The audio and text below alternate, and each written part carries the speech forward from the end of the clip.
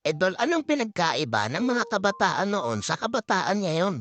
Kabataan noon, kumakaway ka kapag may dumaraang eroplano. Inaantay maubos ang tubig sa tabo sa ulo. Ginagawang swimming pool ang planggana ni nanay. Ginagawang braces ang foil ng choknat. Naliligo ka sa alilod ng bubong kapag umuulan. At kapag gabi naman, akala mo sinusundan ka ng buwan. Nagko-concert sa harap ng electric pan. Kabataan ngayon, ang problema ay pera at cellphone. Ang problema lang namin noon kung paano makatakas sa bahay para di matulog ng tanghali. Tumatay man kami sa palo, aminin natin mas maraming nire-respeto na magulang sa panahon noon kesa ngayon. Mga kabataan ngayon, isang chat lang, may jowa na. Kami noon sa claims lang umaasa, broken-hearted papad friends ang resulta.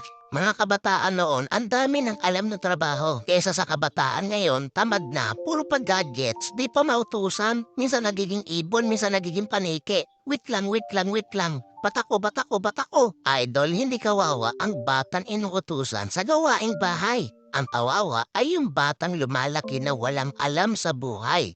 Yung nakaranas lang ang pupuso neto. Real talk yan.